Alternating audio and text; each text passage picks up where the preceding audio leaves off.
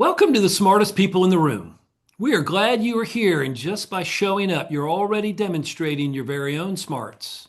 Today, I am pleased to present two Brits who are the perfect example of what strive to present every time, and that is really smart people who make a big impact in the music industry, but perhaps are not that widely known yet. Trust me, guys, you are in for a treat today, and I promise you will leave here smarter and more enlightened than you arrived. Before we get started, please let me take care of some business. To the audience, please feel free to introduce yourselves in the chat window. The reason we do these webinars is twofold. First, we want to showcase really smart people and the amazing work they do day to day in the music industry. But the second reason is a bit more nuanced. Many of you know that I am a music industry headhunter.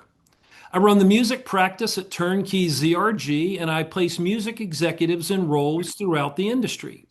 So by definition and function, I help people connect with companies. In this series, my goal is to help you make more connections, and I invite you to take full advantage of that opportunity.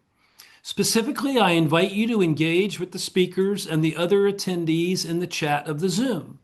Please introduce yourselves, share your LinkedIn profile, and say hello to your friends and make some new ones. And please ask questions of our speakers. And also, this is very important for everyone here, and that is make sure that your chat is set to address everyone, not just the host and speakers.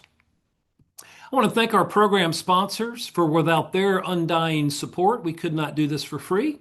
Special thanks to MedJet, Turnkey ZRG, the Tennessee Entertainment Commission, Tennessee Brew Works, and my favorite industry podcast, Unlimited Supply. Also, since we've got so much craziness going on in the world right now, I do want to mention what MedJet is. They are the top-rated air medical transport and security response membership program for travelers. In short, if you're traveling around the world and you get stuck with a health problem or any other sort of disaster, MedJet will get you home, not just to a medical facility. So check it out, guys, medjet.com. Now, let's get down to business. In today's host seat, we welcome Patrick Clifton. He's a UK-based strategist and writer with extensive leadership experience in music and technology. He began his career in the UK's indie music sector, which included spells at labels Jive, Independent, can't even say it, Independent. I'll let you correct me later. And Yeah, no iconic problem. nightclub, The End, where he also DJ'd. After a break to pursue a master's degree, he joined Amazon in 2012, where he helped launch and grow the music streaming service, eventually leading the company's UK business altogether. In 2023, Patrick established a strategy consultancy for music and tech. He also built an audience on Medium and Substack, where he writes about issues at the intersection of music, tech, and culture. A frequent speaker and panelist at conferences and events. In 2025, he was appointed executive director for the Organization of Recorded Culture and Arts, a think tank and advocacy group established by the world's leading independent record labels. He holds an MA from University of Cambridge and an MBA from the Darden School of Business at the University of Virginia. Welcome, Patrick. It is an honor to have you with us today. Thank you. It's a pleasure to be here. And joining Patrick is Keith Jopling. He's a London-based music strategist, author, podcaster, and mentor. In 2021, he started the music podcast, The Art of Longevity, and before that, a music curation and writing site called The Song Sommelier. Keith has worked with boardrooms of labels, streaming services, startups, and investors. He's held previous executive roles with Sony Music, Spotify, EMI, and BPI. Most recently, he was consulting director at a boutique music agency called Media Research and began his career in music as a research director at the global trade body IFPI. He has two books in 2026 on music, business, and culture. One is called The Body of Work: How an Album Outplayed the Algorithm and Survived Playlist Culture. The second is Riding the Roller Coaster: How Artists Survived the Music Business to Become Legends We Love. As an educator, he's lectured in music business strategy and innovation at the Henley Business School, NYU, BIMM, ACM, Belmont, Syracuse, Westminster, and the University of Krems in Austria. It is my pleasure to welcome these two British rock stars to our platform today. Take it away, boys. Thank you. Thank you Thank you. so much. I haven't been called Keith, a rock star before. Have you? Have you? definitely not. No. How are you, Keith? How's it going today? I'm very well. Yeah, very well. I've been looking forward to this. And I'll catch up and just talk about some industry issues and stuff like that. And yeah, it's good to see you again. Yeah, you too. You too. So how are you finding this life that you're in now of kind of being an author? Obviously, you've written a great book, which we're going to talk about. You've written another book, which is about to come out, which we should also talk about.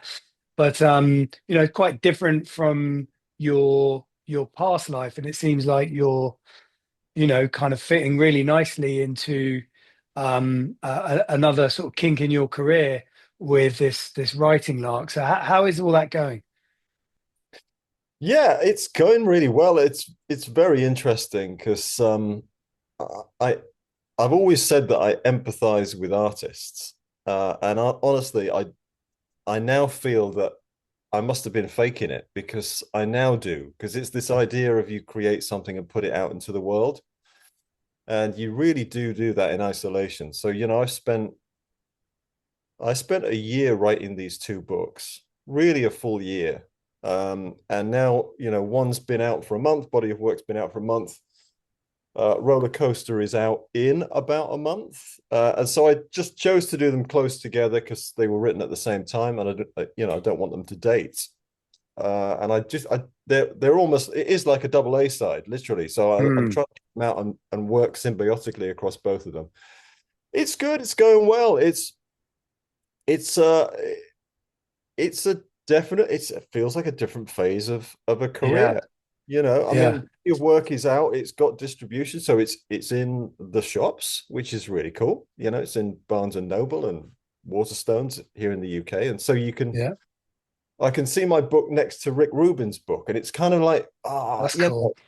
Yeah, so near, but yet so far yeah. It's apart. And it, interesting what you said about. Sorry to interrupt. It's interesting what you said about finding a new empathy with musical artists.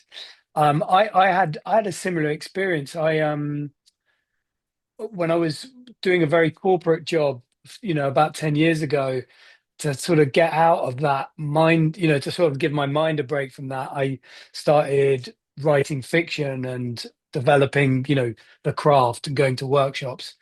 And yeah, I felt this sort of vulnerability of the creator, of the artist, of putting, writing stuff and then having to read it and going, oh my God, this is awful.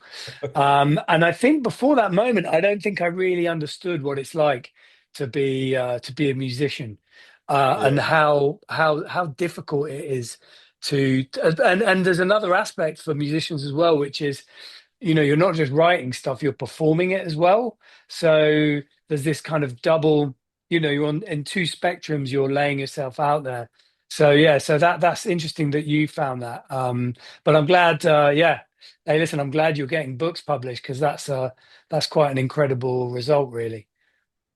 yeah. I mean, in many ways, that's gone like a dream because when I wrote the books, I just wrote them anyway. I didn't have a publisher.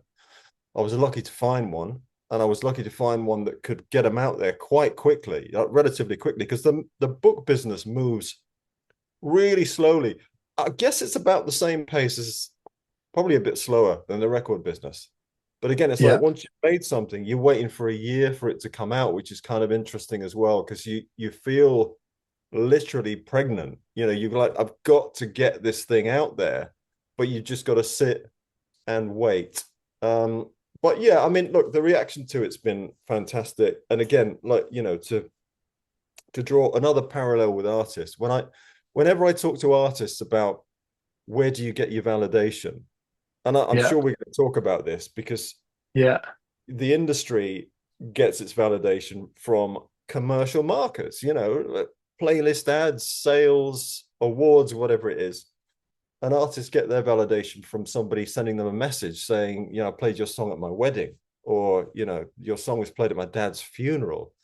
And and the best things people have said to me about body of work so far is, hey, look, I read your book and I went out and bought a vinyl player, and I'm Yeah, collecting vinyl again.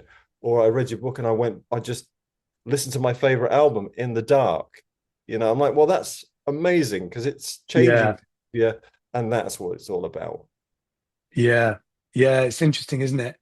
Um, I always find, sorry, this is a tangent, but we'll get back to your book. But since we're talking about artists, one thing I think is interesting is there's a lot of dialogue or a lot of chatter about monetization. It's a word that probably in the last 10 years or 15 years, it's like monetization.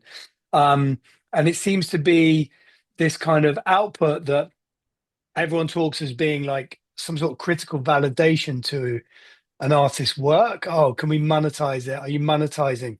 Oh, these guys aren't monetizing enough. And it ties into this whole trend around super fans and stuff. But actually, I think, I don't know, and maybe this is culturally specific, but certainly in the UK, I think artists are really more interested in validation from an audience that cares and enjoys the music. And certainly when I was trying to develop my craft as a fiction writer, which incidentally I didn't do particularly successfully, like the fact that four people would read my thing and tell me that they enjoyed it was way more important to me than ever the notion of like getting published or being success. You know what I mean? Like having some sort of commercial success. So I think it's interesting that thought about validation. Anyway, that was a bit of a tangent. Tell me a bit about more about the book. So, I've read it. I think it's great, but I think for the audience who've dialed in today, be great if you could just give us a quick synopsis of what's the key premise of the book and what are your sort of findings. And cheers, by Yeah. the way. Oh, cheers. Yeah, Mm. absolutely. Tom said it was okay to have a beer because it's Yeah, beer o'clock our time, it's isn't beer it? o'clock here. Yeah. Yeah, I mean, okay, I wanted to write a book about the album because for two reasons. Um, when I hit 50, I got a turntable, so I've been listening to records, I've been listening to albums again for a few years now, and it's before that I'd run a playlist site.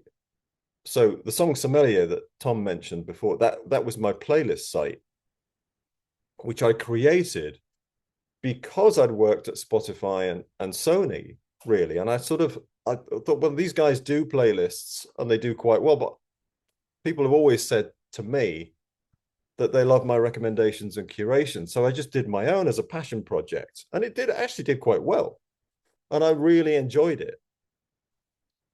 And I completely, if you immerse yourself in playlists and curating them, you're not listening to albums. It's like you've only got so much attention, and that's where you decide to put it. And so I kind of started to miss albums, although I didn't know it until I started to play them again. And it took me right back. It took me back to all of my favorites, my formative years. I tentatively started to buy again the same records that I'd had before, of course, which I was wary of, but I've been careful about and I've really, really enjoyed. So that was the first reason, basically vinyl. And then the second reason was through the Art of Longevity podcast, I was interviewing all these bands and artists that I really love and admire and trying to be objective about this. I'm talking about bands like Suede, the Manics. I mean, if you talk about US bands like Nada Surf, Spoon, Death Cab for Cutie, and a lot of singer-songwriter artists. I love all these bands, and they've all been around for 20, 30 years. And I thought their albums were getting better. Just trying to be objective. They're getting better. They're getting kind of more of that sort of leaning into the narrative, 8 to 12 tracks. The vinyl was beautifully designed. And I thought, well, something's going on here. Something's in the water. And I want to dive into this and explore it. And then sure enough, like I Googled it and chat GPT and everything, books about the album. And people had written books about the album, not that many, but they'd all been about vinyl and actually about the death of the album, or they've been kind of a eulogy to the album, like, you know, written 10 years ago, like almost like it was about to expire. And that's what really got me going because, you know, I was thinking about this 25 years in the business, joined the industry in 2000 when Napster hit, then iTunes came along, then streaming, and of course was at Spotify for a while. And then we've got into the sort of TikTok and social media era, now AI. So the 21st century, nobody had written about the album in the 21st century, why it survived, and why it's strangely relevant. And even in the last few years, why it seems to have come back. So I just kept on writing. I went into hyper focus. You know, I mean, it was funny because my wife kept saying to me, because I'd already written most of this other book, Riding the Roller Coaster. I was about 50, 60% into that book. And then I started writing this album book, and my wife was saying, like, what are you doing on your laptop? You know, you just like I think she was hoping that I was kind of you know, sorting the next phase of my career out since you know, I'm now freelance or independent or whatever. And then, you know, basically 2 months, it took me to get to about 80% of having the material that then became the book. Amazing, amazing. And so vinyl's sort of critical to your own story with this book. And you know what got you kind of back into listening to albums basically and enjoying them as a work of art.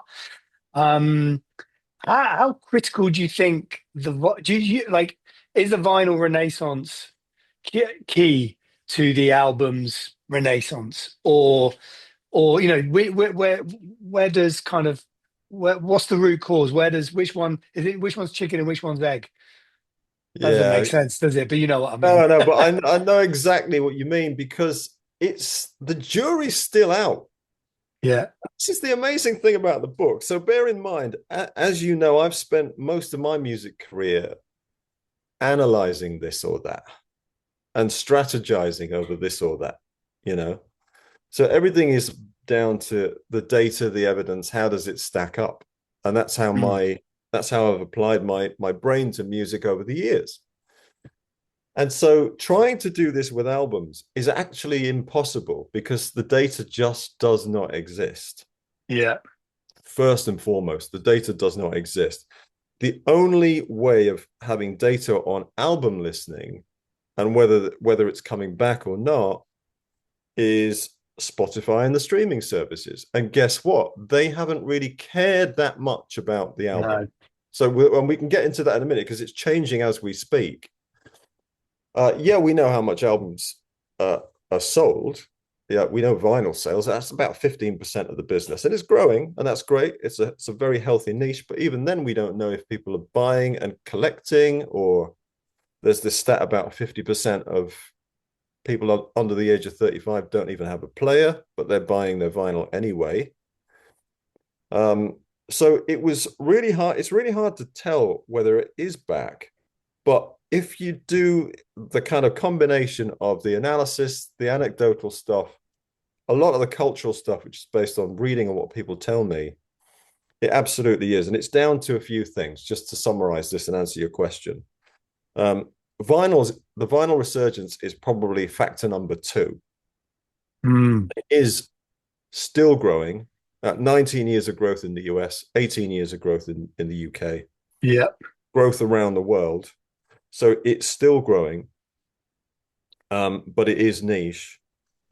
Number one is the artists, and that is very much a industry dilemma, even now.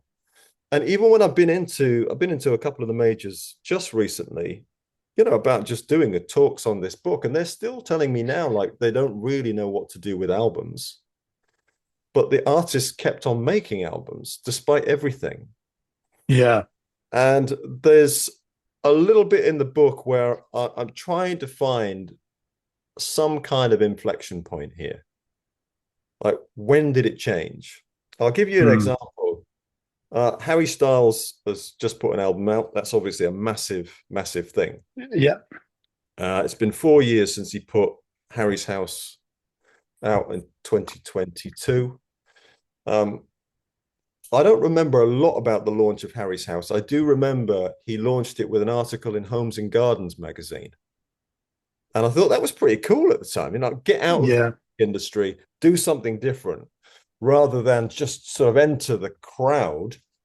Um, yeah, well, this time he's just launched this album, Kiss All the Time, Disco Occasionally, with like 40 listening parties in 40 cities around the world. hmm, Obviously set up with Columbia Records. It's huge, and listening parties are the centerpiece to this album. Plus, he had yeah, a Netflix deal where he did the album live in Manchester, uh, yeah. Co-op. on Yeah, Netflix. So that is just shows you how far album culture has come in 4 years as far as artists yeah, are concerned. So the yeah, artist is still like the album is my number one. It's my project. It's 2 3 years of my life. It's my chance to add to the music legacy, the canon of works, and I want to do it in the same way Elton John's done it and Led Zeppelin's done it. So artist is number one, vinyl is number two, and then there is certainly, I mean, more debatable. And I'm working with I'm collaborating on something coming up about this. Is this sort of idea of a backlash or a reaction to digital, with particularly young people just going back to physical stuff, just whether it's buying their furniture in antique shops instead of IKEA, or buying their records in record shops instead of streaming on apps, and just sort of going back to that notion of ownership, a little bit of nostalgia, but certainly some element of tactile enjoyment. And yeah, that's true as well. So, and then fourthly, finally, the industry. So, as I said, despite not having really the data, that the industry kept on constructing the data, like aggregating streaming data into equivalent album sales, which I thought was yeah, weird and I thought was nonsense for a long time. And now I think it's turned out to be a good thing. But also, we've got Record Store Day coming up, which is now a global thing. I think it's coordinated across like 20 countries now, and people are really getting into it. So the industry's done enough to keep it alive. And from here on in, I think there's just massive opportunities to grow the album as a concept. yeah, yeah. Sorry, Okay, thanks. that was a long No, answer. no, no, that's great. And what's interesting is, as you know, I worked in streaming for nearly 10 years. And I remember, yeah, pre-COVID towards the end of the last decade, going into major labels, and they were like, you know, forget albums. We're in a song economy. This is it. And it was all about, playlists. Playlists you could kind of jerry rig hits with a playlist, but through playlist selection and through leverage. You knew the curators. They'd effectively replicated the radio system on steroids, and there was old radio people who'd moved to the big streaming services, as you will remember from your time at Spotify. And it was, I remember once, like, someone said, I met someone from Spotify, and he said to me, "Oh, are you going to this Robin playback in Ibiza?" And I was like, "What Robin playback in Ibiza?" It was like, "Oh, yeah, yeah, they're taking some people, like, from like another, they're taking people from Spotify to a playback in Ibiza for a Robin I was like, "What?" I was outraged. Where's my invite to the? And this is what the labels have started doing. This is what used to happen in the radio days. Like, hey, let's just fly people here, fly people there, show them a good time. And through relationships and a bit of leverage, get songs on these big playlists.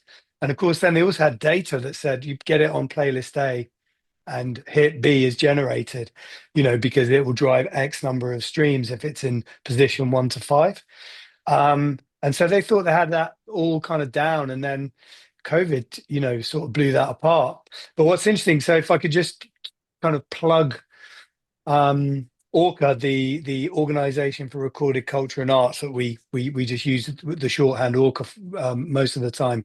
So this is we're a think tank and advocacy group for some of the world's most well-known indie labels, who many of whose artists have been on your podcast, and you talk about a few of them in your book. But for those labels, 30%, excuse me, 30% of their revenues in 2023, according to the report we published in December, came from physical, which is, over-indexes quite a lot relative to IFPI data. And I think that's because it's really important for their artists. The album's very important for their artists, and they tend to sign artists, on very long-term deals, and engage in creative relationships over long periods of time, with the album as the kind of, the magnum opus of that relationship. So they put a lot of attention into it. Those artists have because they work with them over a long period of time, they build, really good communities of fans around those artists who want to buy physical product, and the art and the physical product becomes part of the art itself, not just the music. So I think Yeah. that's interesting. And of course, those artists tend to influence a lot of major label artists, who then see what they're doing and go, "Oh, I want to do that because I think I'm a Yeah. credible artist like they are." Um, yeah, so I think labels also play a little bit of a role. Yeah. But Well, yeah, I'd agree. And I would say actually your timing with everything that you're doing with Orca, I would say it's really good timing. And I would absolutely encourage those labels to keep on doing what they're doing and do more of it. Resources allowing. Because yeah, the thing about, what I just talked about with the trend towards albums and everything, which is definitely happening. And, if you want the evidence, kind of read the book is my short answer to that. But funnily enough, in a really strange way, music marketing is still behind the curve. So music mm, marketing, the mindset is what you just described. It's still it's in the post playlist world, but actually it's yeah, even worse. The mentality is even worse. So if you think about what marketing is now in a major, and if anybody is tuning in from a major label, tell me if this is different, because this is what I hear from major label marketers all the time. It's There is now a route one obsession with with TikTok and viral success. mm, The thing is, you can manufacture that, you can manipulate that. And what they're doing is effectively outsourcing it to agencies that, marketing used to be about optimization. Now it's about manipulation. So you take a song and you just create hundreds of pieces of content and you put it out there on TikTok and Instagram, the social networks, and you monitor it. And, if it starts to pop, you put money behind it. If it's not popping, you do something, you switch to something else. And so this is going on all the time with major label artists, with songs that have got that kind of backing.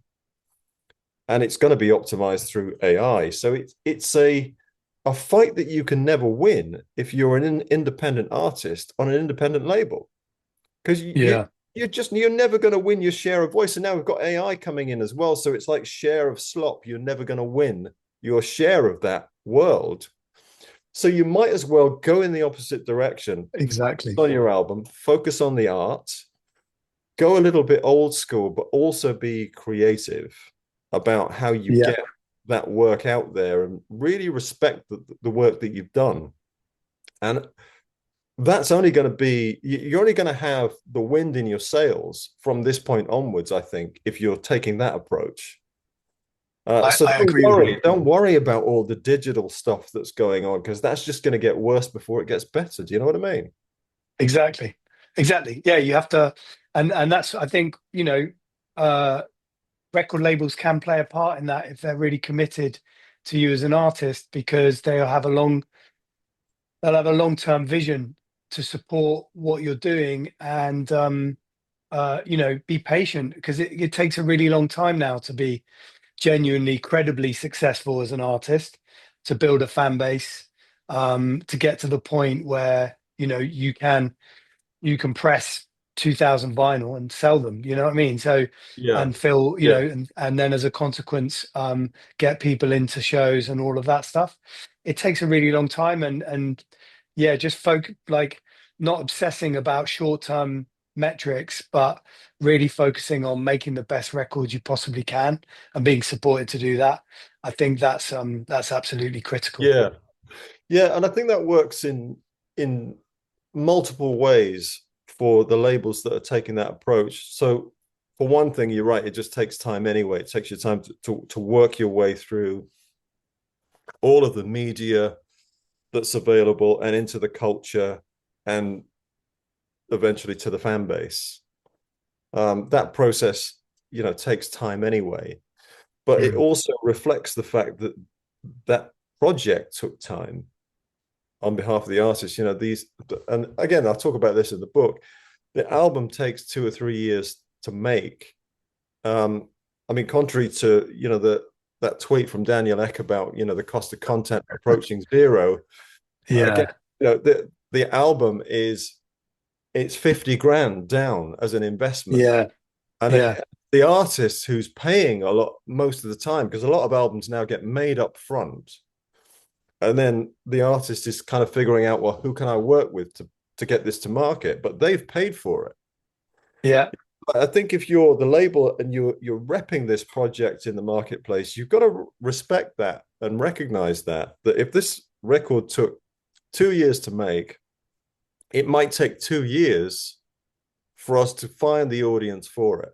And we're going to yeah, we're not going to stop because you're no longer a priority, because something's come along the conveyor belt, which, happens in this sort of fast moving major label world. I think that's one of the real dilemmas that you've got as a marketer in a major label. It's like you want to work something for longer, but you can't, because your attention's going to switch next week when the next release is coming along.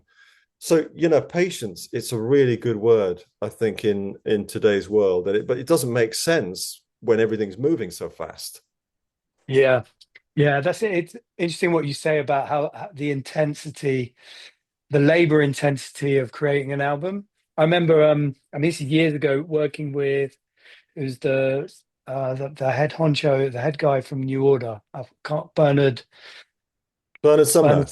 Bernard Sumner. He did a solo project, and I was working on that. And it was around the time when file sharing was quite, it was like 2007 or eight. So file sharing was really bad. And people were saying like, hey, can you give a track for free? Can you you need to give a track for free on the blogs, because that was a thing at the time. And he just couldn't get his head around it. And I remember him saying like, it takes the same amount of investment and labor to make an album as it does to make a luxury car. And he quantified that. He was like, it was, at the time it was like £40,000, and it's like, 18 people, who are Yeah. involved in the Yeah. process, Yeah. right? Yeah. And he was like, and you want me to just give a thing away on a like, no, I'm just, he just Yeah, couldn't you get can his head drive around it. it. You can drive it for a month for free. Yeah. Yeah, yeah, exactly. And I think like, we this very long-term trend of this sort of commodification and commoditization of music that renders it kind of cheap. Um, but actually, it's yeah, I think it's a luxury product, and this is something that you touch on a little bit in your book. I wondered if you could talk a little bit more about that. Yeah, I'm really advocating this at the moment because I mean I've done a bit of work actually in the luxury sector. So I'm really quite serious about this because I've got a friend who works in the luxury sector as a consultant. I've worked on a few projects for him. Some of them have been in and around music, but the luxury sector obsesses over three things really. One is provenance, as in where does this product come from? You know, if you're buying a pair of shoes, you want it to be from a certain valley in the Italian Alps or whatever. If you want champagne, it's got to be from the Champagne region of France. So provenance is really important, and the craft is important. So how this thing actually gets made, gets put together, it's got to be built to last. Uh, and then that's the process of the product. And then the other thing is time.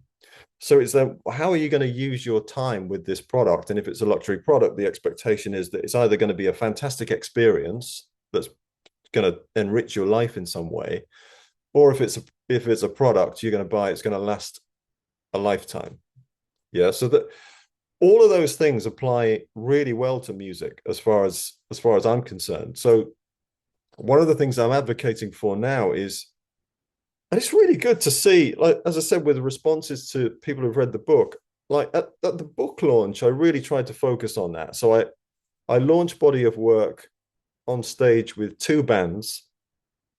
So there's a band called the Orioles and a band called Flight, who are both 4 albums into their career. So these are proper established bands and really good bands as well. And I got them to talk about how long it took them to make this album. To your point about Bernard Sumner, I got them to talk about who produced it, who they worked with over the whole period of producing the record, because it's a collaboration exercise that they couldn't possibly do on their own, and it involves 50 people.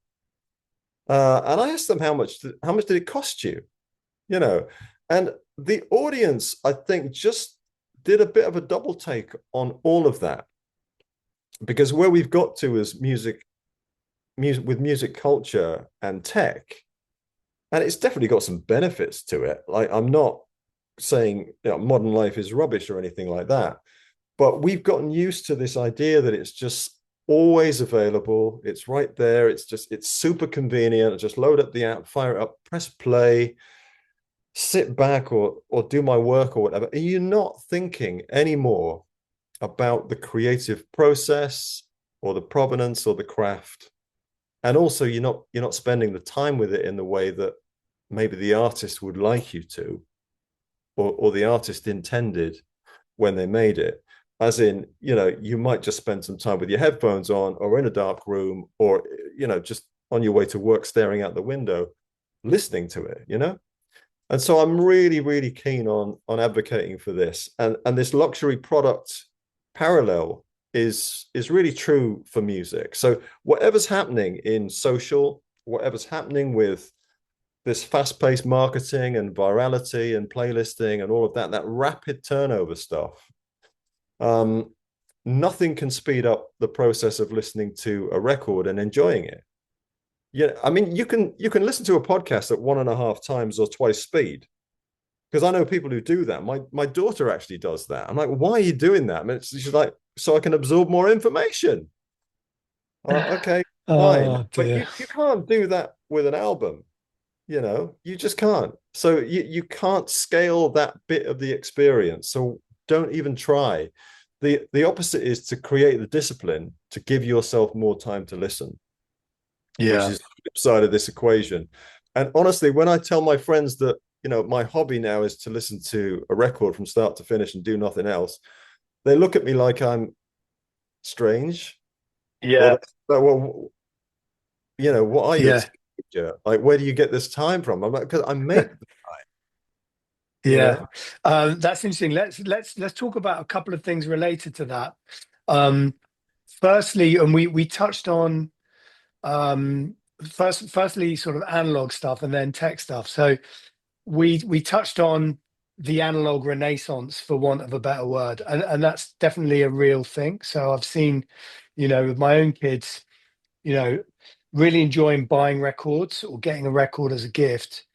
Going into my garage where I've got my turntable and my system set up. It's freezing in my garage, right? It's so cold, but they'll happily stand in there or sit in there and listen to albums, like, back to, front to back on both sides, and just really, really enjoy it. Which is really cool. And yeah, you hear about this stuff about the mobile phones, but there's also like this trend around like listening bars, immersive audio experiences on the analog side, which I think was pioneered in Japan, but now is kind of a big thing all over the world. Like, do you? Is that something you do? Do you go to listening bars and listen to records? Well, I don't because I do it at home. But to your point, I love the fact that it's on trend. Um, I mean, my daughters just came back from Japan, so I was vicariously. I kept sending them to these Kisa bars. These it's like you've got to go to that one. You got to go to that one. I mean, like, Dad, it's our holiday. You know. But next week in London, there's a bar called Space Talk, and I'm Yeah, going to a talk that is with a guy who spent a long time in Japan um, photographing and documenting all of these bars. And I think he did 100.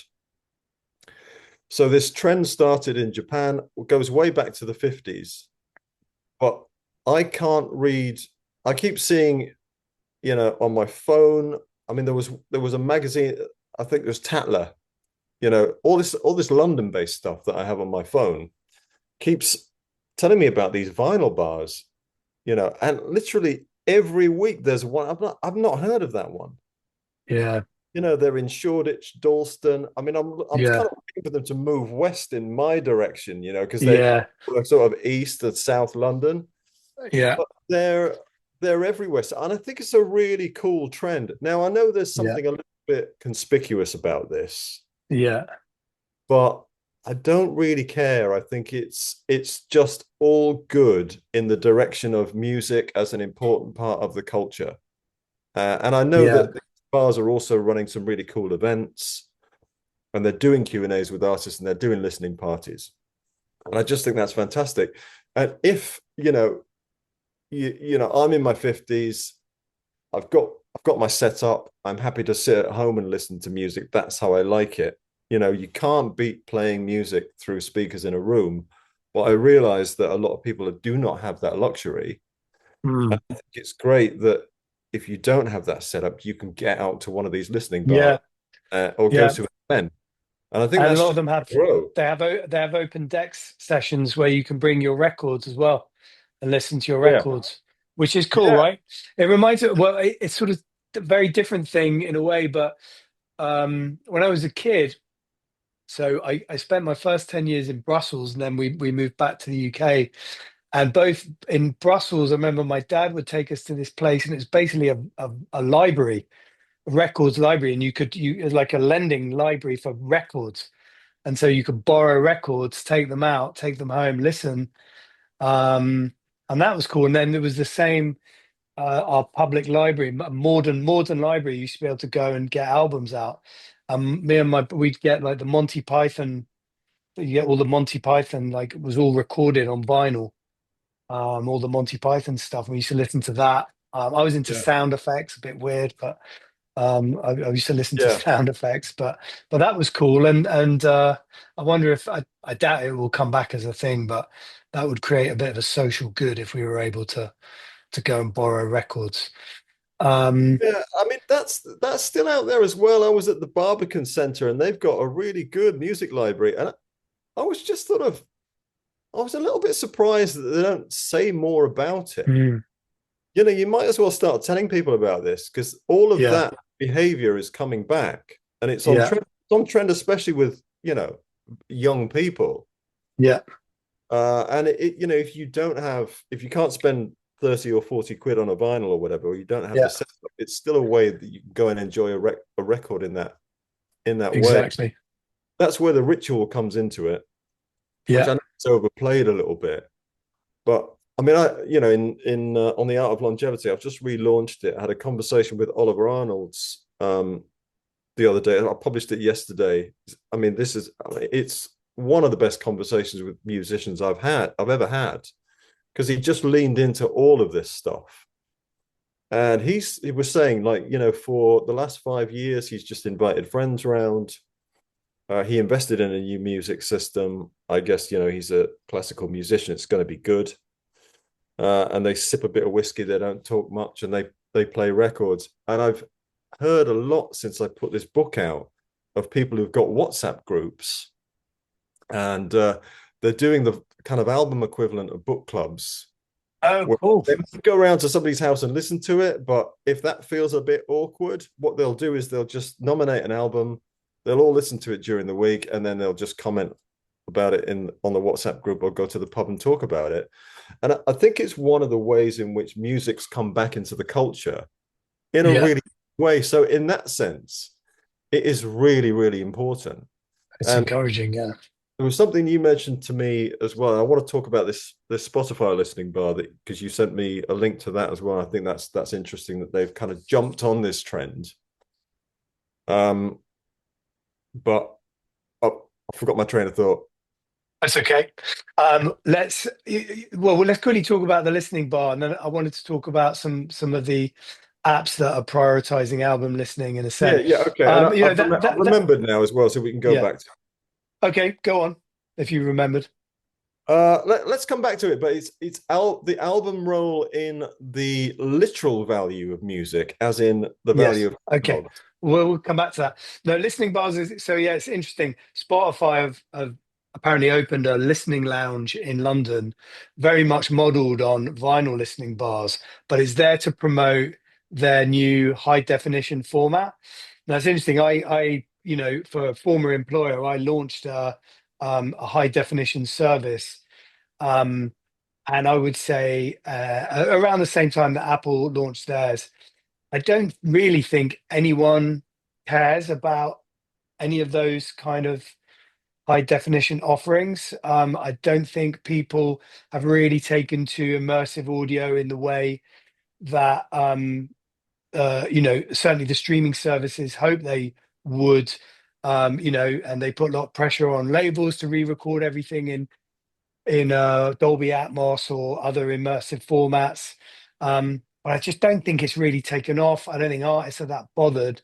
And it's quite interesting to me that that kind of happened around the same time as this, as the kind of inflection point of vinyl pickup. And you Yeah, see, yeah, and then what you actually see is rather than rather than this, oh yeah, let's go to this like thing and we can hear music's here, it's there, it's there.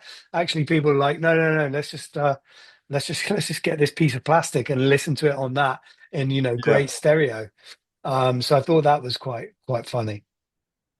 yeah. I mean, I've done a bit of work in lossless over the years, and you're absolutely right in what you said. The problem with it is it's not a game changer in the environment it's in.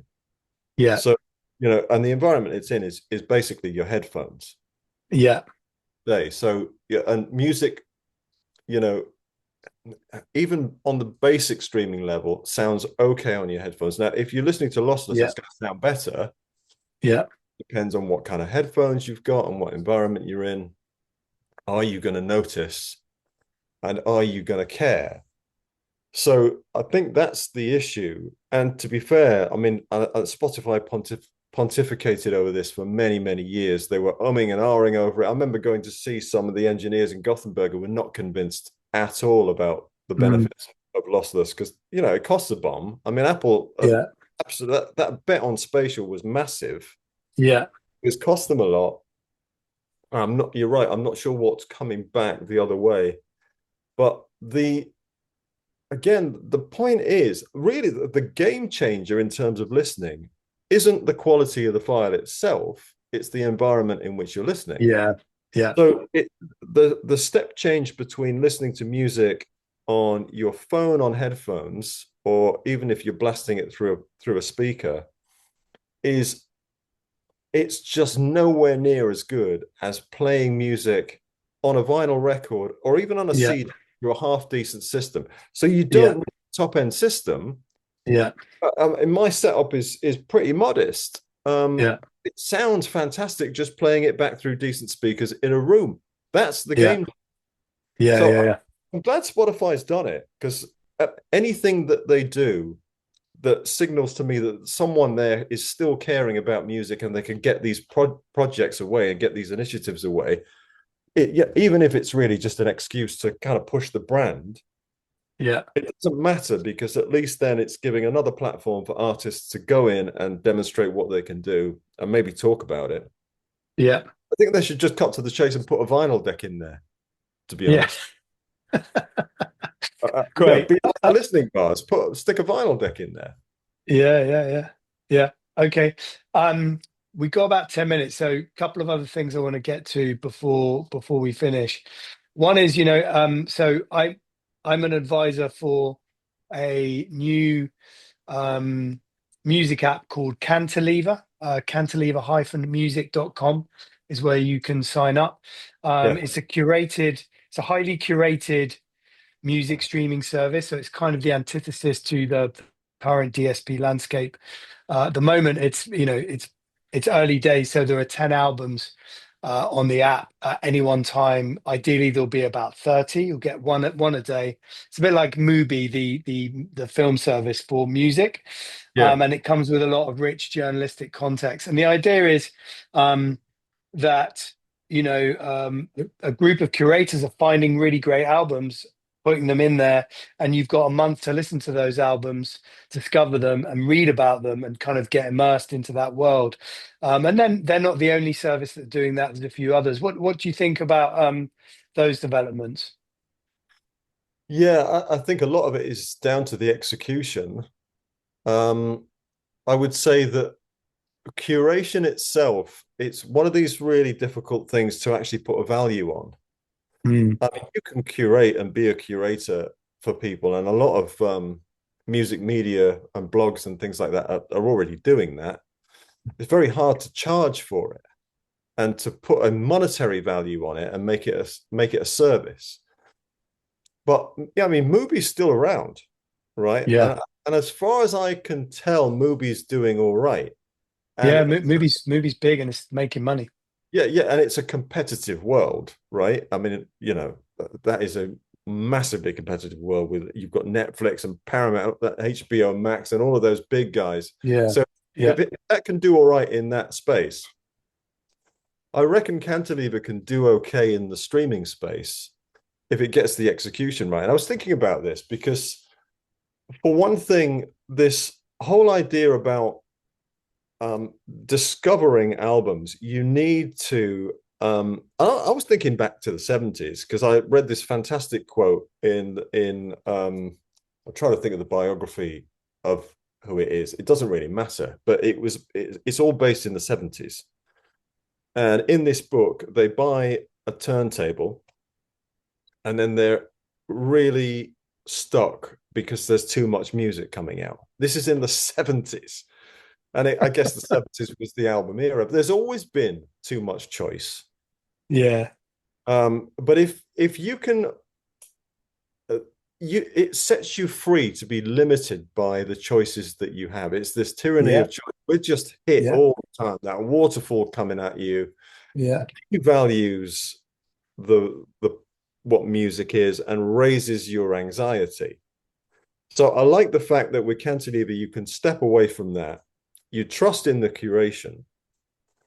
And I've wondered, well, what happens when that album expires? It's not a problem. You should just go and buy it. Like if you really like it, exactly, go and buy it and add it to your collection. And exactly. I think if it can square that circle and maybe maybe it already does, a deal with a provider Yeah, the rough trade, for with the example. retail sector with rough trade or something like Yeah, that, that would also work really, really well. Because in a way, that's what the streaming services haven't done. They're very gated. It's like this is the yeah, experience you're going to get, and yeah, it's like the experience when I think that when they see it, like, and you see it if you work for Spotify, if you work for Apple, you probably think the whole world is your service. And it's really difficult for you to admit the fact. I mean, Spotify Wrapped is a case in point. It's like, here are your listening habits for a whole year. What? No, it's not, because you've missed my album listening, you've missed my radio listening. It's just a part of it. yeah, If it can join some dots, it stands a really good. I mean, I love the innovation. I think it's really great. I just think get the execution right, and you've got something. yeah, man. Great. Okay, Keith, tell us a bit about your new book before we say goodbye to everyone. Yeah, new book is Riding the Roller Coaster: How Artists Survive the Music Business to Become the Legends We Love. So a lot of this stuff we've already touched on is what all this means for artists, particularly this world of playlists and social media and AI and all these things that you're bombarded with. And I just want to remind us of something here that no artist, I mean, Oliver Arnold's reminded me the other day of this.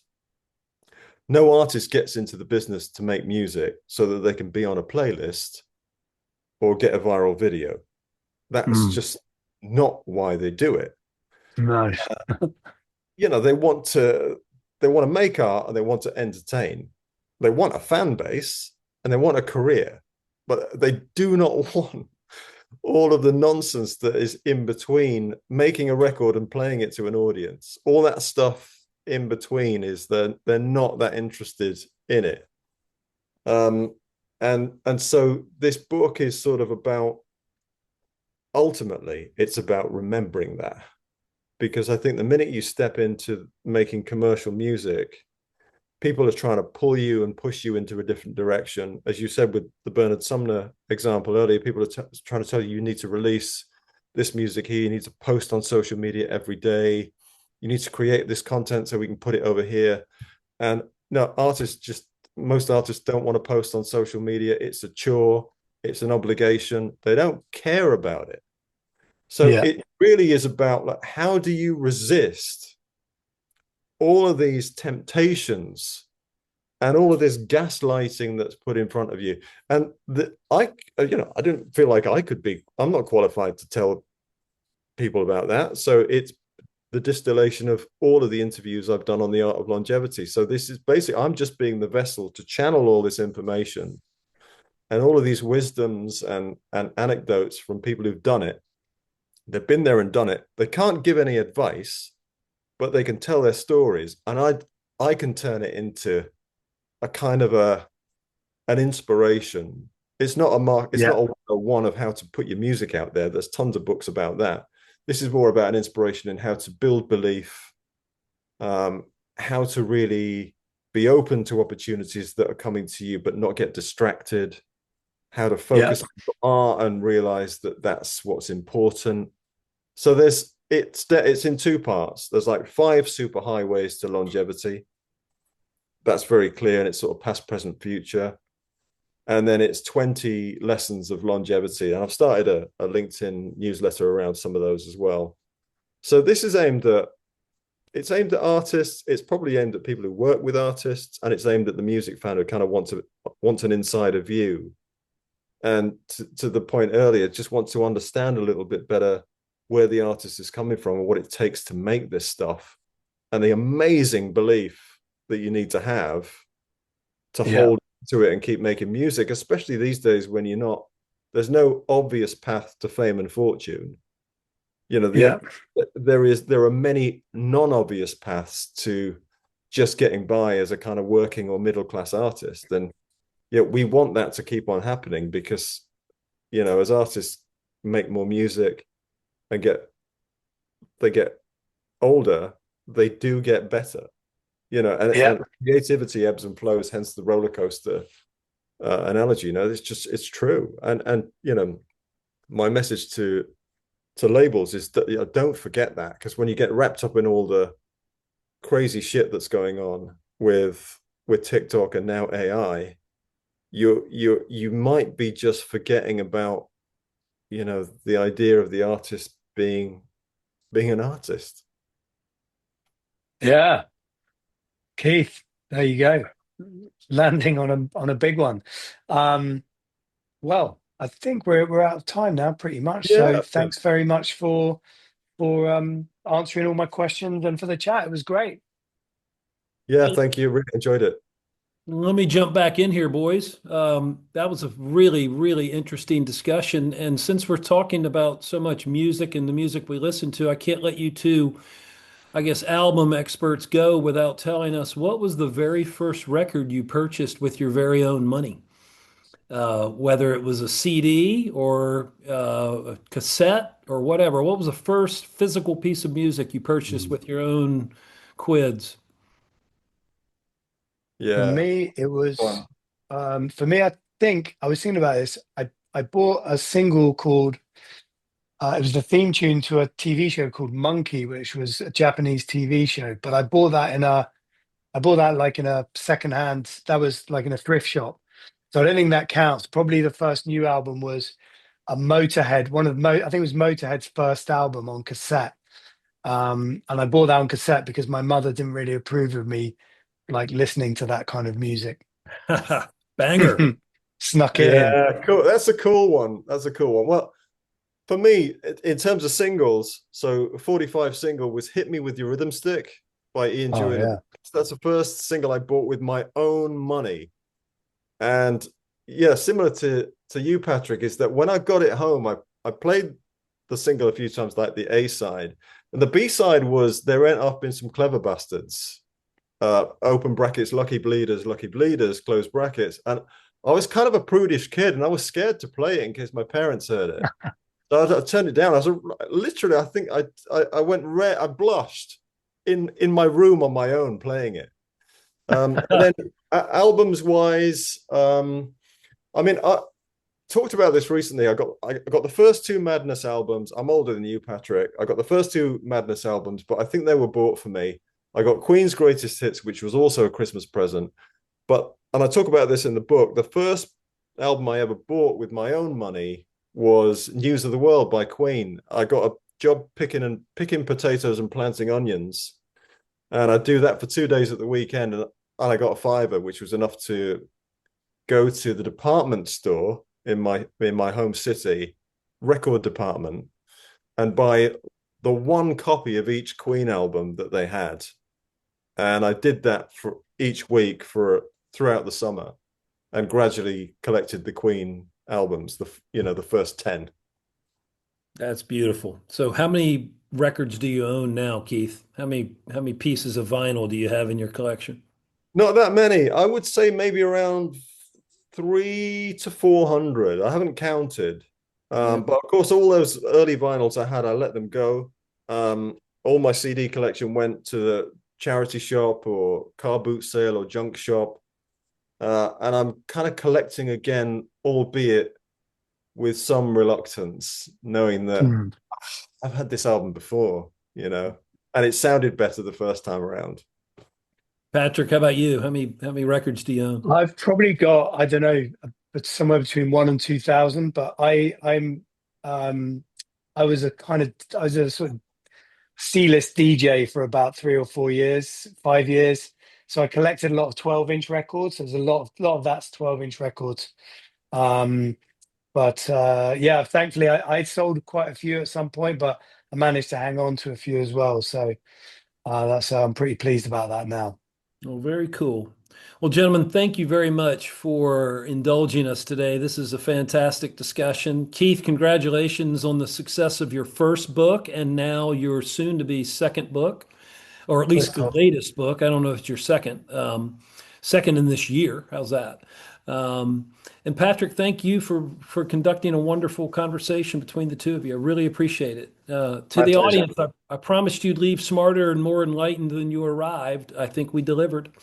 And I really just appreciate you guys patronizing our platform here. Be safe, be nice to each other, and we'll see you next time. Thank Thanks. you. Thanks, Bye. everyone. Thank you. Cheers, Tom.